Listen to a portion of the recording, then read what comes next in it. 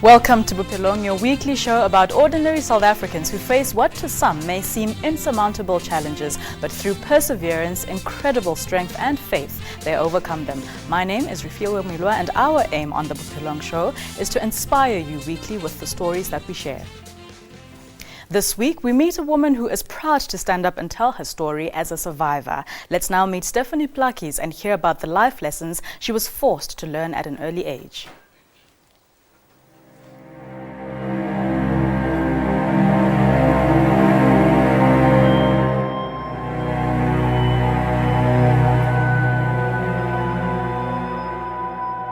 I was gang raped at the age of 16.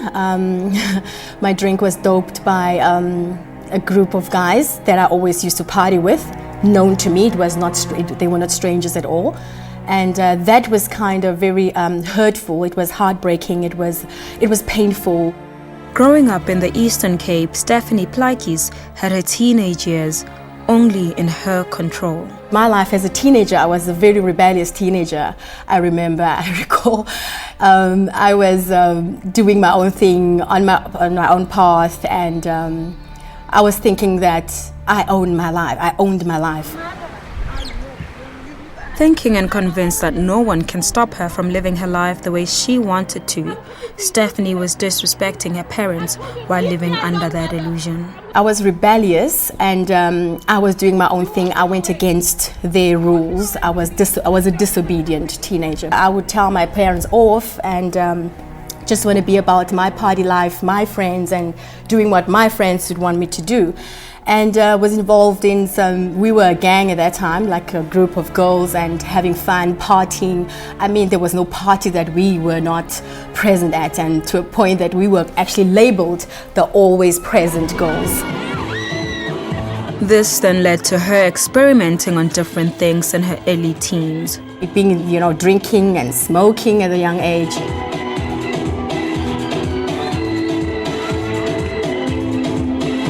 My dad was smoking, my mom was a casual smoker and that, and I used to puff their little small cigarettes and puff them, and little did I know I was actually getting addicted to it, and my friends were also smoking, and I became a full-time smoker at the age of 13. With her turning out wild right in front of her family, Stephanie gained a reputation of being the party girl around her community. I was rebellious, and my sisters never really prepared me for life. I was just saying, I'm going to be on my own tip. I'm going to go on my own trip here, and I'm doing my own thing with my friends and my peers, and you guys just leave me alone, and I'll do my thing, come back, maybe I will go away for a weekend, come back the Monday morning, my parents will be upset, I would get a scolding, I'll get a beating, a hiding, and all that, and that didn't even faze me. I was going to do it again. Not listening to anyone about just how dangerous it was going out at night as a girl, Stephanie was awakened by a traumatizing gang rape experience.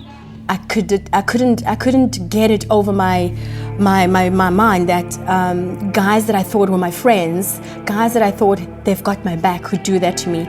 They literally doped my drink. They put some drugs in my drink. Seeing the gang's faces did not stop them from continuing with the horrific act. I was quite alert, quite aware of my surroundings, who was around me and all of that. But I could not get up, I couldn't move, I was just a vegetable, all my limbs were just weak. And I can just remember asking them, please don't do this, guys, don't do this to me, guys. And they started to take off my clothes, and they did what they did. Lined up, I think there were about seven or eight guys at a time. Left alone and no one to explain the horrific event, Stephanie knew it would be hard convincing her parents of what had happened. I woke up the next morning, I was in one of the guys' room, and I had to find my way home. And there was no one around me, my clothes was just dropped next to me. I had to put on my clothes and find my way home. And when I got home, the only thing, I was still dazed and that, and the only thing I wanted was to just put my head on a pillow and just cry. And got home, my mom was yelling at me, my dad was yelling at me, they thought I was drunk and all that, and my mom was like to my dad, look at her, she's coming in drunk at the house, she hasn't slept at home again, she's only coming in this time. I'm like, they have got no clue what just happened to me. She thought of resolving her pain by attempting suicide. I just decided I don't want to live anymore. I don't want to live anymore. I want to take my life. I took an overdose of my grandmother's tablets, and I remember going to school on that Monday morning, and I actually took it the night before I went to school the Sunday, and the Monday morning I realized I'm awake. I didn't want to wake up, and I realized I'm awake. I'm like, oh my God, I'm awake. I went and took another bunch, and I took it to school. And went to the bathroom at school and took the whole bunch, and my friend saw me taking the whole bunch. She's like, Stephanie, what are you doing? I'm like, you don't understand and you don't want to know, you haven't seen anything. The next thing I knew, I was just dozing off, and I blacked out in his office, and she told him I took a whole lot of a bunch of tablets, and they called the ambulance and rushed me to hospital. They tried to arrange an appointment for me with the psychologist, and I didn't want to talk to anyone. I didn't tell anyone what had happened to me. Even the psychologist, she couldn't penetrate. She couldn't get anything out of me. And that didn't work. I felt miserable. I just wanted to die. I didn't know at that time what my purpose was. All I knew was to party. All I knew was to please people, please my friends, please boyfriends at the time, and just have fun.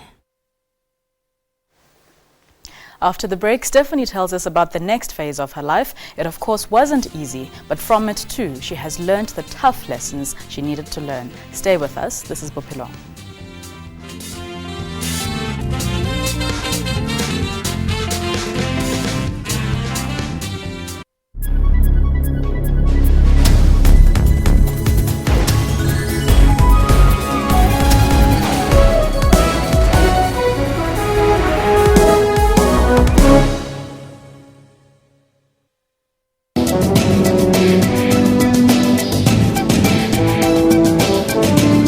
When bees and wasps sting a person, they inject a bitterness venom in their skins. We have about 3 spider species in South Africa that we have to worry about. Right. Button spiders, which include, the black widow spiders, your sac spiders, and your violent spiders.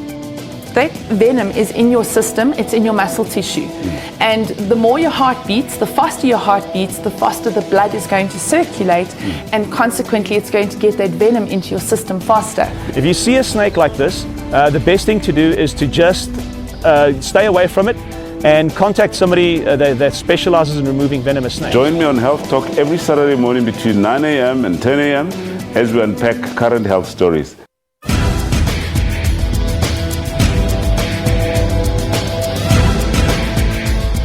We live in a digital era, and the number of Africans with mobile phones is rapidly increasing. Twitter use is predominantly being done on smartphones. This is a very African phenomenon. Here, there are constantly new innovative ways to make the internet more affordable. With that, we're seeing protests against governments proposing methods to limit access. On Network, we give you information about all of this. We also have new computers, games, and robots. Join Siphumelele Zondi on Network every Sunday at 19:30 CAT.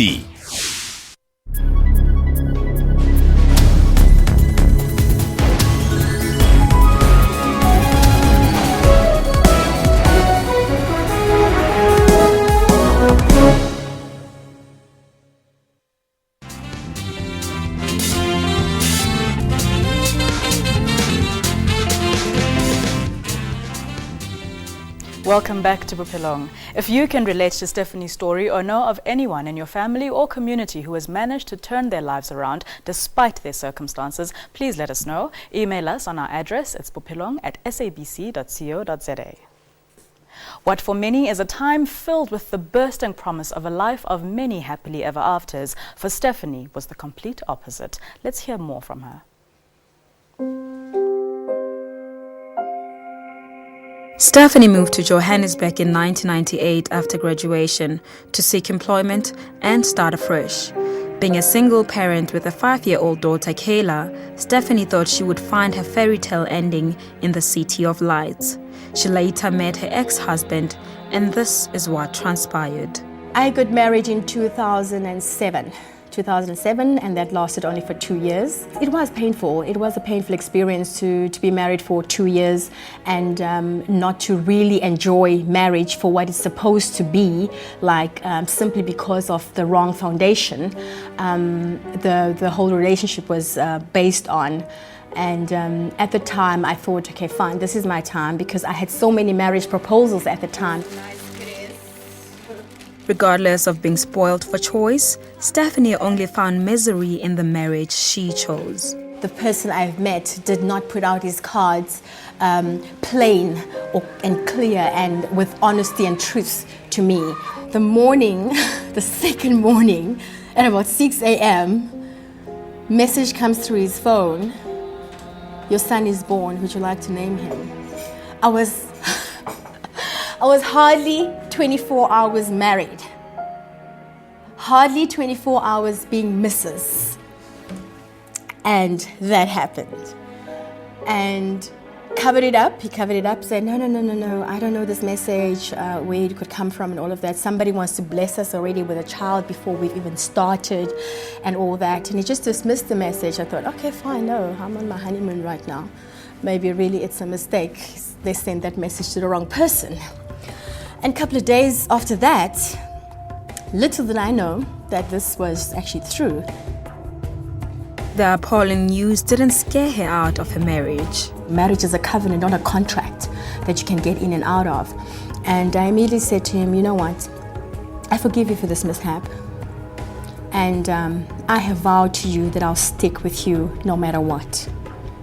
And I'm about to do that. I am not backing off. I want to know what's happening with the child. We need to go and do the paternity tests if you're not sure. And I'm willing to stand by you. If it's your child, we will maintain and support the child. As a single mother herself, Stephanie felt it was only right to help the other woman and facilitate with the newborn baby.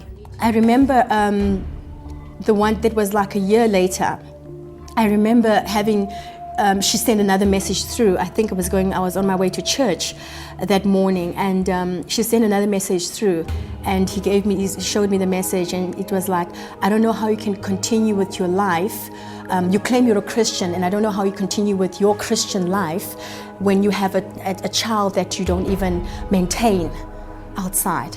How do you live with yourself? How do you eat? How do you drink and sleep at night, and you call yourself a Christian?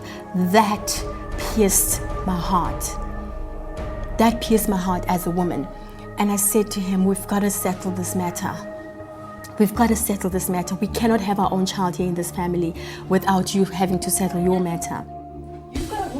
This then led to arguments Stephanie couldn't even handle. I've gone through lots of verbal abuse because of that as well. Like, I'm not taking his side, and I'm just an unsubmissive woman, wife, and all that.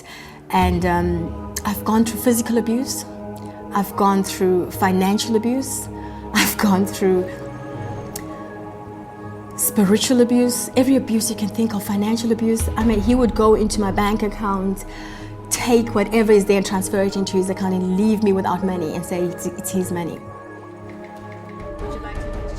Although Stephanie's husband was only 6 years younger, he brought out the side of him that Stephanie could not recognize. He would be physical with me, try to break my hands and my fingers. I remember I had to go through to an occupational therapist for almost a year because he had tore my ligaments in my hands. I still have these two fingers that they do work, but now and then I do feel pain in them. This was now routine in Stephanie's dream marriage, but sticking to her vows, she remained standing in the midst of all the mayhem. Never ever opened a case of abuse or anything like that. And funny enough, he didn't even realize all these things. And what he would do, everything that he would do to me and say to me, I was called every kind of ugly name out there. Hey, I'm this witch, I'm a whore, I'm all of these funny things out there. And I didn't believe what was going on in my life. At this stage, her husband had a hook on her that made her believe she couldn't live without him or even start afresh. It was abuse on every level, if you like. He would sometimes say, "You're not a woman of God. Look at you. You're not a woman of God. You think you're a woman of God." You would push the Bible at me. Go read the Word of God. Go read the Word of God. You are not a submissive wife. And I'm like, God, what else did I do, you know? And at times, if I wouldn't respond to his shouting and his intimidation, I would just keep quiet, you know? I wouldn't respond in that. And even that was a problem, you know? I would like be amazed. I'm like, if I respond verbally, talking to him, I'm an unsubmissive wife. I'm rebellious. I am this, you know, noisy, shouting wife, or whatever you may call it. And I stopped the fighting long time. I'm like, okay, let me try another angle. We're not going to have a heated fellowship here in the house. Let me just keep quiet and not respond. And it would also be a problem. I'll be like taken, you know, by force, and I'm talking to you, respond to me. And I'm like, what else do I do when I keep quiet? It's a problem. When I talk, it's a problem. So I was like in a different. I was totally confused. I was like, Lord, what am I into here? What kind of marriage am I into here? When am I going to enjoy marriage? Being pushed around, tossed around, and being called names, Stephanie could not stand any longer. I would be pushed to the ground. You know, the one morning he had pushed me so hard I fell on the tiles in the kitchen where we lived. And as I got up, I felt I couldn't move my leg. All this abuse had led me to a state of depression. I had to literally go see a clinical psychologist. Stephanie tried almost every trick in the book to regain her happy ending. The one time I had to jump from the flat was on the first floor where we lived. I had to jump off from the first floor, running away from him. I was running in the streets of Florida CBD in the midnight hour, looking for help, like a crazy woman. The final fight was when I had all the STIs, and I used to have all these problems with him, and I was asking my doctor, but why are we here every time? I'm married, for crying out loud. How do I have sexual transmitted infections every time? You know, it would be like 3 months, then it starts again, and we would be in treatment. 3 months, and it starts again in treatment. And now I was like, no, doc, where does this come from? I don't even sit on bathroom seat, the seat and all of that at work or anywhere. I don't use public toilets even. Where do I get these infections from? And little did I know that my ex-husband was very busy to a point that my gynecologist said, no, we need to actually book you in because you cannot have all these STIs, you know, in so many reoccurring every time in a short space of time. We need to find out we need to get to the root of the problem. And they booked me in for three days at the Brent's clinic. And the night before I was supposed to go to the clinic, we had a huge argument, and I just asked him to please leave because I need to go sort this out. I don't know what's happening. Can you just please go? I just need to be alone and all that. And I've asked him to leave. I literally had to chase him away from the house to say, no, I can't do this anymore. The health scare made Stephanie realize that her life was more important than a title of being married. These are some of the messages from Stephanie's friends that have been inspired by her story and were scared to come out of their own relationship ordeals. As most single mothers would relate, Stephanie is now a pillar to many that are going through similar abusive marriages or relationships. As we just spent Mother's Day, she is definitely now a happy single mother.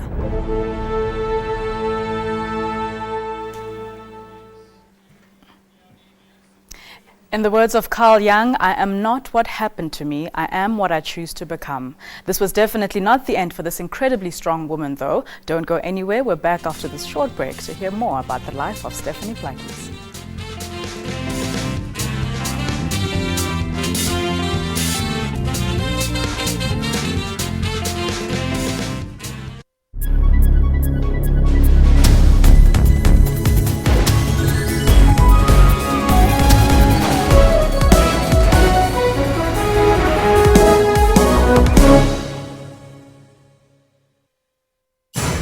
We kick off this week's show by seeing how Kenyans are paying tribute to the victims, as well as not only how they've coped, but how they returned stronger after the attacks. Last year, images of the 4-day Westgate Mall attack saturated front pages. In the Democratic Republic of Congo, artists have assembled to celebrate the peace this war-torn country has not had in a long time. No conflict that can't be solved without a conversation. The Journal, every Saturday at 1:30 on SABC News.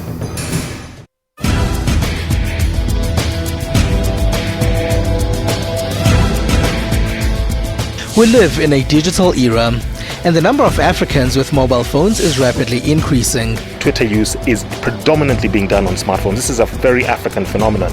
Here, there are constantly new innovative ways to make the internet more affordable. With that, we're seeing protests against governments proposing methods to limit access. On Network, we give you information about all of this. We also have new computers, games, and robots. Join Siphumelele Zondi on Network every Sunday at 19:30 CAT.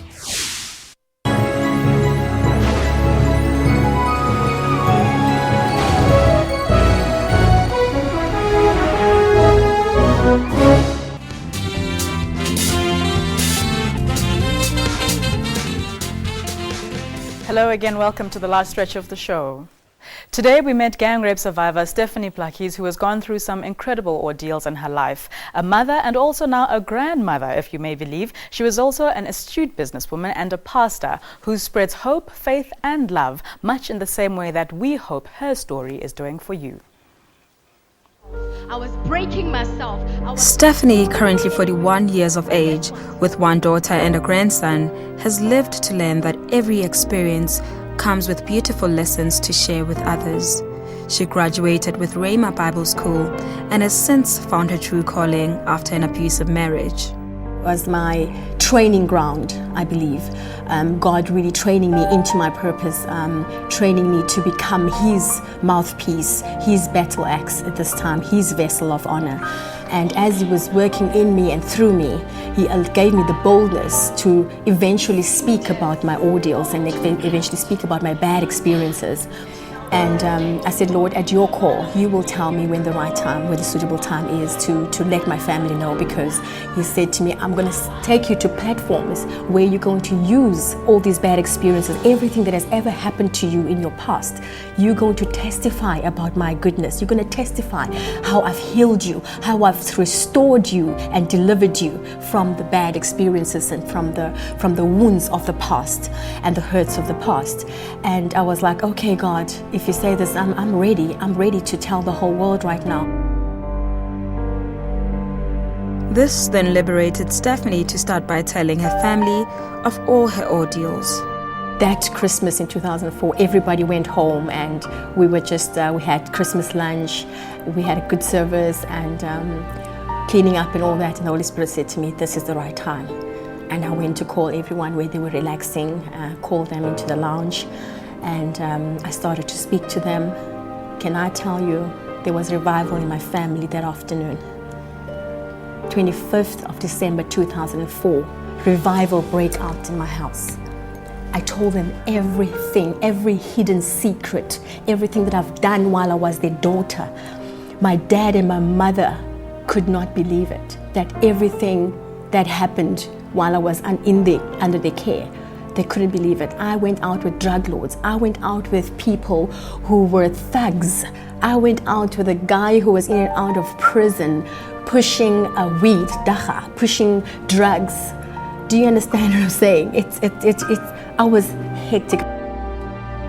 Now forgiven by her family, everything else has opened up for Stephanie as she has started her own business, Elgamo Holdings. I've always wanted to start my own business. I always had the vision to start my own business and also helping others and empowering others. And 2010, I registered my business and I started off with events and corporate gifts, and I started building up my client base. And today I've actually branched into different businesses. I've started as well in construction. I'm doing general building and civil engineering. As a start, I'm going into different, I'm going to branch into different aspects as well in the construction, into property development, etc. Stephanie now focuses all her energy on branching out on more and other business spaces.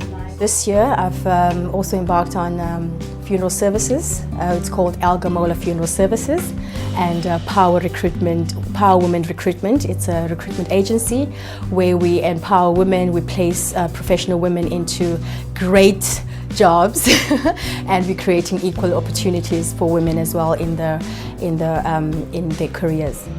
We also met up with Muthusi Masemola, one of her neighbors and business partners, and this is what he learned from Stephanie. I met Stephanie as my neighbor. I'm in Randburg, and I want to call her a spiritual doctor. She's a person that we've spoken through, had dinner with, lunch with. From what I can tell you about Stephanie is that she's a strong woman, courageous woman, strong-willed, strong character as well, very loud and happy. She's actually dynamite when she actually preaches, and she's a woman of substance, what we'll call when you're celebrating women, Musadi Wakonokon. Muthusi also explained to us as to why he believes Stephanie was a woman of substance. Steph is a pastor, and I guess as a pastor you go through different challenges and tests.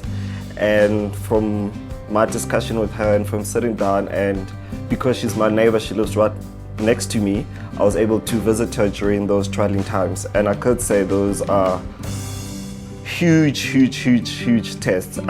But she's been able to basically rely back on her faith and say that, listen, her God is a provider and her God is always there and will never leave her alone. Here's what some of her business partners had to say about Stephanie's willpower. I met Stephanie through a business friend of ours, one really good guy, and we met on the basis of other business.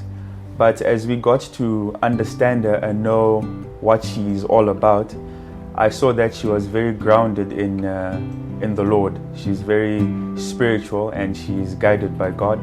And I thought she might really do us good in one of our companies that we had established, Power Women Recruitment. And we got her on board and she's running things and we're seeing marvelous things that are happening in our business, a great turnaround. I need photos on the website, I need to beef it up a little bit. And Gerald Nyambuya simply had to say working with Stephanie is a bliss, but it's a lot of work really. She has a lot of energy, so sometimes it's very difficult to keep up with her, but we do get results. Having traveled such an uphill road, Stephanie now talks in schools, churches, and homes for women, preaching that women can overcome any obstacles thrown their way. Inasmuch as she was broken, she is definitely unstoppable.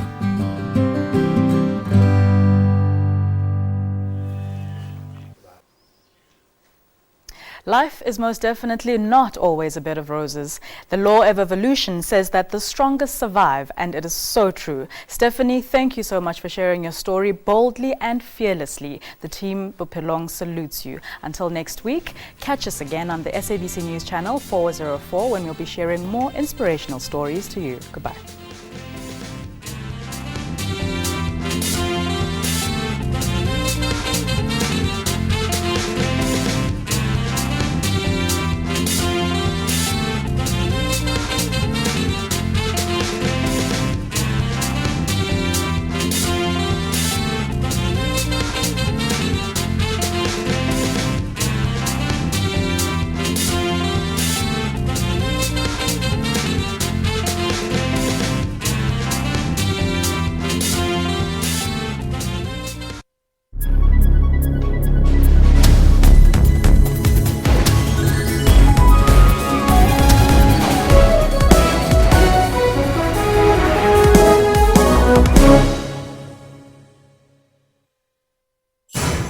We kick off this week's show by seeing how Kenyans are paying tribute to the victims, as well as not only how they've coped, but how they returned stronger after the attacks. Last year, images of the 4-day Westgate Mall attack saturated front pages. In the Democratic Republic of Congo, artists have assembled to celebrate the peace this war-torn country has not had in a long time. No conflict that can't be solved without a conversation. The Journal, every Saturday at 1:30 on SABC News.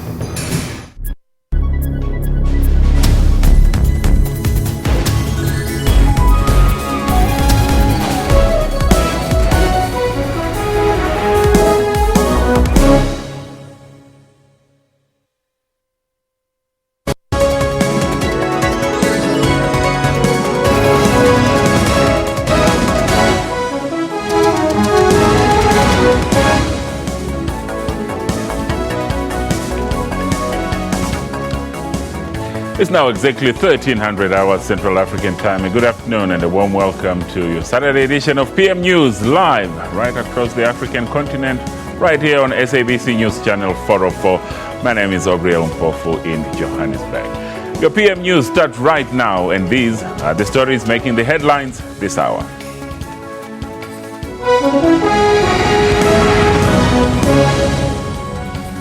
The United Democratic Movement's 5th Party Congress currently underway in Bloemfontein.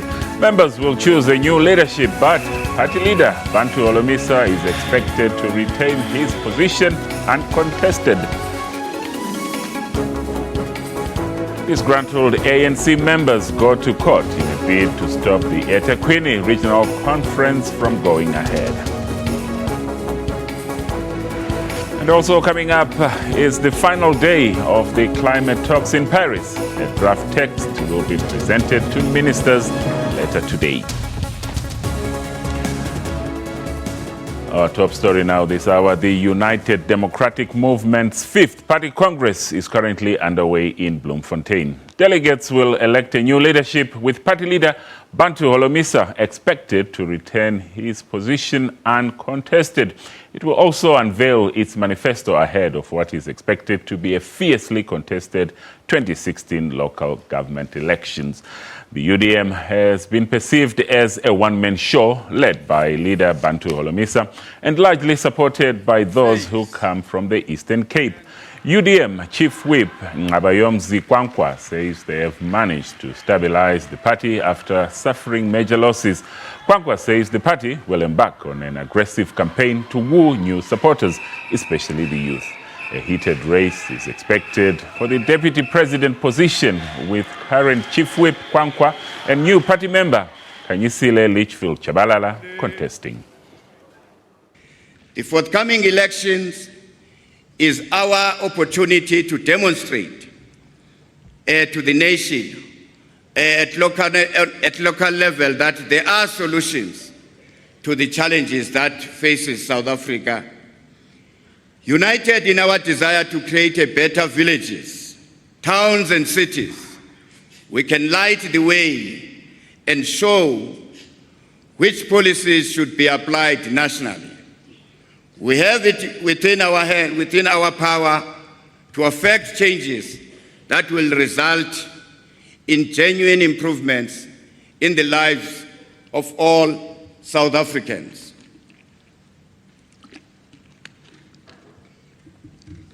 There is one thing that we can all agree on, and that is change is necessary. In this election, you are not simply choosing between one political party and another. You can choose another 5 years of the same old discredited policies and poor service delivery, or you can choose change for the better.